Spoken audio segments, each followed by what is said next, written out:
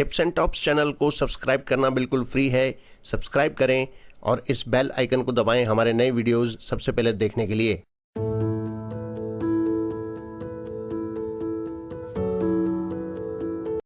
स्वामी राम सुखदास जी महाराज को शत शत नमन। आज का विषय है मनुष्य का वास्तविक संबंध। महाराज जी के शब्दों में, संसार से हमारा संबंध निरंतर नहीं रहता, इस वास्तविकता को हम सब जानते हैं, परंतु इस जानकारी पर हम कायम नहीं रहते, इतनी गलती है। अगर इस जानकारी पर हम कायम रह जाएं, अर्थात संसार से अपना संबंध न माने, तो आज अभी बेड़ा पार है। हम संसार से जो अपना संबंध मानते हैं, उसको छोड़े बिना हम रह ही नहीं सकते। संसार के संबंध के बिना तो हम रह सकते हैं, पर वियोग के बिना हम रह ही नहीं सकते, जी ही नहीं सकते। इस बात पर आप खूब ध्यान देकर विचार करें। संसार की जितनी वस्तुओं, व्यक्तियों, पदार्थों के साथ हम अपना संबंध मानते हैं, उनके संबंध से हमें उतना सुख नहीं मिलता जितना उनके वियोग से सुख मिलता है। जैसे हमारे को गाढ़ नींद आती है, तो उस समय हमारा किसी व्यक्ति या वस्तु से किंचन मात्र भी संबंध नहीं रहता। गाढ़ नींद में हम संपूर्ण वस्तु, व्यक्तियों को भूल जाते हैं। उनको भूलने से जितना सुख मिलता है, उतना सुख उनको याद रखने से, उनके साथ रहने से नहीं मिलता। यह हम सबका अनुभव है। अब ध्यान देकर इस बात को आप ठीक तरह से समझें। नींद लेने की प्रवृत्ति हमारी जन्म से ही है। आप याद करें तो बचपन से लेकर आज दिन तक हम नींद लेते ही रहे हैं, अर्थात संसार को भूलते ही रहे हैं। नींद लिए बिना, अर्थात संसार से विमुख हुए बिना, हम 8 पहर भी जी नहीं सकते। अगर कई दिन तक नींद न आए तो मनुष्य पागल हो जाए। जितनी खुराक नींद से हमें मिलती है, उतनी खुराक पदार्थों, व्यक्तियों के संबंध से नहीं मिलती। पदार्थों, व्यक्तियों का संबंध रखने से तो थकावट होती है। नींद से वह थकावट मिटती है और शरीर, इंद्रियां, अंतःकरण में नई शक्ति, स्फूर्ति, ताजगी आती है। पदार्थों और व्यक्तियों के संबंध से ताजगी नष्ट हो जाती है। बचपन में खिलौने जितने अच्छे लगते थे, उतने पदार्थ और व्यक्ति अच्छे नहीं लगते थे। खेल जितना अच्छा लगता था, उतना घर अच्छा नहीं लगता था। अब युवावस्था में रुपए अच्छे लगने लग गए। अब खिलौने अच्छे नहीं लगते, पर नींद अब भी वैसी की वैसी प्रिय लगती है। जब खिलौने प्रिय लगते थे, तब भी नींद अच्छी लगती थी और नींद से सुख मिलता था। अब रुपए अच्छे लगने लगे तो भी नींद अच्छी लगती है, परंतु रुपयों को भुला करके जो नींद आती है, वह नींद रुपयों से भी ज्यादा अच्छी लगती है। जब विवाह हुआ, तब स्त्री, पुत्र, परिवार बड़ा अच्छा लगने लगा, जिनके लिए रुपए भी खर्च कर देते हैं। परंतु जब गहरी नींद आने लगती है, तब स्त्री को, पुत्र को, मित्रों को, कुटुंबियों को भी छोड़ देते हैं। जिनके मोह में फंसकर झूठ, कपट, बेईमानी, चोरी, ठगी, धोखेबाजी आदि कर लेते हैं, उन सब का भी गाढ़ नींद में त्याग कर देते हैं। जब वृद्धावस्था आती है, तब परिवार में पोता पोती, दोहता दोहती में मोह बढ़ जाता है, परंतु गाढ़ नींद आने पर इनको भी छोड़ देते हैं। अगर वैराग्य हो जाता है, तो धन, मकान, स्त्री, पुत्र, परिवार आदि को छोड़कर साधु हो जाते हैं, विरक्त त्यागी बन जाते हैं, तब भी नींद लेते हैं। नींद में साधु पने का भी वियोग होता है, विरक्त त्यागी पने का भी वियोग होता है। इस प्रकार प्रत्येक परिस्थिति में नींद अच्छी लगती है। नींद नहीं आए तो अच्छा है, ऐसा भाव कभी नहीं होता। प्रत्युत नींद आ जाए तो अच्छा है, यह भाव रहता है। नींद लेने की पूरी तैयारी करते हैं, अच्छा बिछौना बिछाते हैं, खूब बढ़िया तकिया लगाते हैं, गद्दा लगाते हैं, पंखा लगाते हैं, जिससे आराम से नींद आ जाए, हल्ला गुल्ला न हो, ऐसी व्यवस्था करते हैं। जब नींद आने लगती है तब तरह तरह के भोग, मनोहर दृश्य, सिनेमा आदि नहीं सुहाते। तब यही कहते हैं कि भाई अब तो हमें नींद लेने दो, अब हम सोएंगे। इससे सिद्ध हुआ कि नींद सब वस्तु व्यक्तियों से बढ़कर प्यारी है। नींद के लिए सबका त्याग किया जा सकता है, पर नींद का त्याग नहीं किया जा सकता। परंतु कहीं भगवान के भजन में प्रेम हो जाए, भजन में रस आने लग जाए, तो फिर नींद भी अच्छी नहीं लगती। संतों का पद आता है, बैरिन हो गई निंदरिया, अर्थात यह नींद तो अब हमारी वैरिन हो गई। नींद नहीं आए तो अच्छा है। इससे सिद्ध होता है कि जिसके लिए प्यारी से प्यारी नींद का भी त्याग हो जाता है, उस परमात्मा के साथ ही हमारा वास्तविक संबंध है। संसार के साथ हमारा संबंध बनावटी है, भूल से माना हुआ है। इसलिए संसार के संयोग के बिना तो हम रह सकते हैं, पर वियोग के बिना हम रह ही नहीं सकते। संसार के वियोग से सुख होता है, यह हम सबका अनुभव है। कितनी विलक्षण बात है कि संसार के वियोग का अनुभव जीव मात्र को है। मनुष्य, पशु, पक्षी आदि सब नींद लेते हैं। तात्पर्य है कि संसार से वियोग हर एक प्राणी चाहता है। संसार के संयोग में तो कमी से भी काम चल सकता है। जैसे किसी को भोजन अच्छा मिलता है, किसी को भोजन अच्छा नहीं मिलता, किसी को मकान मिलता है, किसी को मकान नहीं मिलता। इसमें सबकी विषमता है। दो मनुष्यों की भी आराम सामग्री एक समान नहीं होती, परंतु नींद सबकी एक समान होती है। यहाँ एक बात सोचने की है कि नींद की तरफ हमारी जो प्रवृत्ति होती है, उसमें हमें न कुछ उद्योग करना पड़ता है, न कुछ चिंतन करना पड़ता है, न कुछ काम करना पड़ता है, न कुछ याद करना पड़ता है। तात्पर्य है कि कुछ न करने से नींद आ जाती है। नींद के लिए ऐसा नहीं है कि इतना उद्योग करो तब नींद आएगी। नींद में सबसे संबंध विच्छेद होता है, परंतु संसार के साथ माने हुए संबंध को पकड़े हुए ही नींद लेते हैं।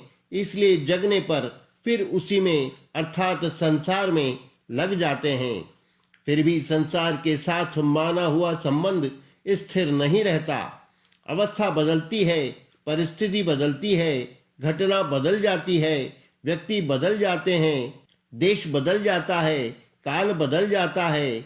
ये सब तो बदल जाते हैं, पर संसार से संबंध विच्छेद कभी नहीं बदलता।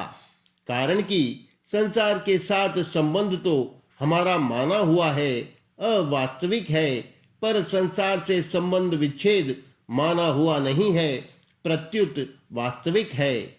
इसलिए संसार से निरंतर संबंध विच्छेद हो रहा है। बालकपन से संबंध विच्छेद हुआ, जवानी से हुआ, वृद्धावस्था से हुआ, निरोगता से हुआ, रोगीपन से हुआ, धनवत्ता से हुआ, निर्धनता से हुआ, और कई व्यक्तियों से संयोग होकर वियोग हुआ। इस प्रकार संसार का संबंध तो छिन्न भिन्न होता ही रहता है, क्योंकि यह संबंध नकली है, माना हुआ है। हमने बड़ी भारी भूल यह की कि माने हुए संबंध को तो सच्चा मान लिया, पर संसार से जो संबंध विच्छेद हो रहा है उसकी तरफ ख्याल ही नहीं किया कि यह भी तो हमारा अनुभव है। संसार के संबंध विच्छेद से जितना सुख मिलता है उतना पदार्थों से नहीं मिलता। अगर पदार्थों से सुख मिलता तो नींद छूट जाती। जब भगवान के भजन में रस आने लगता है तब नींद, भूख और प्यास भी छूट जाती है। इनकी भी परवाह नहीं रहती। नींद, भूख और प्यास शरीर निर्वाह की खास चीजें हैं, पर भजन में इनको भी भूल जाते हैं। इसका अर्थ यह हुआ कि हमारा असली संबंध भगवान के साथ है। असली संबंध जागृत हो जाए तो फिर नकली संबंध को कौन रखना चाहेगा। शरीर संसार के साथ माने हुए नकली संबंधों को हम छोड़ दें तो आज ही निहाल हो जाएं। संबंध को छोड़कर जाना कहीं नहीं है, न जंगल में जाना है, न साधु बनना है। केवल यह मान लेना है कि यह संसार वास्तव में हमारा नहीं है, हमारे तो केवल भगवान ही हैं। व्यक्तियों से हमारा जो संबंध दिखता है वह उनकी सेवा करने के लिए है। वस्तुओं से हमारा जो संबंध दिखता है वह उनको दूसरों की सेवा में लगाने के लिए है। न तो हमारे लिए कोई व्यक्ति है और न हमारे लिए कोई वस्तु है। जो हमारे कहलाते हैं उन माता पिता, स्त्री पुत्र, भाई भौजाई आदि की सेवा कर दो, बस। वस्तुएं तो उनकी सेवा के लिए हैं और वे सेवनीय हैं। शरीर उनका ही है, इसलिए शरीर को उनकी सेवा में लगा दो। हमें उनसे कुछ लेना ही नहीं है, उनकी वस्तुओं को उन्हीं की सेवा में लगा देना है। इसी को कर्मयोग कहते हैं। कर्मण्येवाधिकारस्ते मां फलेषु कदाचन मां कर्म फल हेतुर्भु मां ते संगोस्त्व कर्मणि। कर्तव्य कर्म करने में ही तेरा अधिकार है, फलों में कभी नहीं। अतः तू कर्म फल का हेतु भी मत बन और तेरी अकर्मण्यता में भी आसक्ति न हो। खूब तत्परता से अच्छी तरह से कर्म करना है, क्योंकि मनुष्य शरीर सेवा करने के लिए ही मिला है, भोग भोगने के लिए नहीं। हमें जो विवेक मिला है वह शरीर के साथ माने हुए संबंध का विच्छेद करने के लिए मिला है, शरीर के साथ चिपकने के लिए नहीं। संसार के साथ हमारा संबंध केवल सेवा करने के लिए ही है। सेवा के सिवाय संसार से और कोई मतलब नहीं। माता पिता की सेवा करनी है, स्त्री पुत्र का पालन पोषण करना है, सेवा करनी है। उनके साथ संबंध मानने से वास्तविक शांति नहीं मिलती। शांति तो उनकी सेवा करके संबंध विच्छेद करने से मिलती है। संसार के साथ माना हुआ ऐसा कोई भी संबंध नहीं है जिसके लिए मनुष्य नींद, भूख और प्यास भी छोड़ दे। परंतु भगवान के साथ संबंध जुड़ने पर नींद अच्छी नहीं लगती, खाना पीना अच्छा नहीं लगता, यहाँ तक कि शरीर का मोह भी नहीं रहता, क्योंकि भगवान के साथ हमारा संबंध असली है। नारद जी के पूर्व जन्म के वर्णन में आता है कि जब उनकी माता जी की मृत्यु हो गई तब वे जंगल की ओर चल दिए। उनको यह ख्याल ही नहीं आया कि जंगल में क्या खाएंगे, क्या पिएंगे, कहाँ रहेंगे। वहां एक वृक्ष के नीचे बैठे उनका मन भगवान में लग गया, समाधि लग गई। उनको अपने हृदय में भगवान का रूप दिखने लगा। कुछ देर बाद सहसा समाधि खुल गई तो वे बड़े व्याकुल हुए। तब आकाशवाणी हुई कि इस शरीर के छूटने के बाद जब ब्रह्मा जी के पुत्र रूप से तुम्हारा जन्म होगा तब मेरे दर्शन होंगे। ऐसी आकाशवाणी सुनकर नारद जी प्रतीक्षा करने लगे कि कब यह शरीर छूटेगा, कब मैं मरूंगा। दुनिया चाहती है कि हम सदा जीते ही रहें और वे चाहते हैं कि मैं मर जाऊं। संसार में अपने शरीर के जीने की जितनी इच्छा होती है उतनी कुटुंब के जीने की इच्छा नहीं होती। गाय अपने बछड़े पर बहुत स्नेह रखती है, वह बछड़े को छोड़कर जंगल में चरने को भी नहीं जाती।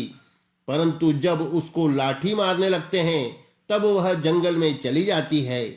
जंगल में घास चरते चरते जब उसको बछड़ा याद आ जाता है तब वह ऐसी हुंकार करती है और उसके मुंह से घास गिर जाता है। शाम के समय जब वह वापस लौटती है तब वह सब गायों से आगे भागती है और हुंकार करती हुई बछड़े के पास जाती है, उसको प्यार करती है, दूध पिलाती है।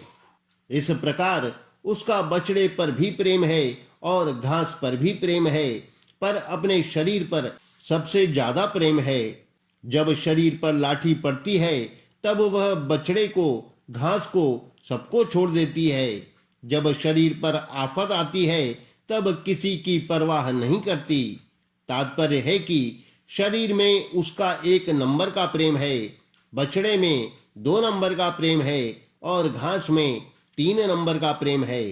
अतः शरीर से मोह तो पशु का भी होता है, परंतु मनुष्य शरीर से मोह छोड़कर भगवान से प्रेम कर सकता है। शरीर तो हरदम बदलता है, अतः यह तो हरदम रहता नहीं, पर भगवान हरदम रहते हैं। हम तो भगवान के ही हैं। यह जब पहचान हो जाती है तब मनुष्य शरीर की आसक्ति कामना छोड़कर भगवान में ही लग जाता है। अतः भगवान के साथ हमारा संबंध असली है और शरीर संसार के साथ हमारा संबंध नकली है। इस वास्तविकता को जानकर सब प्रकार से भगवान में ही लग जाना चाहिए।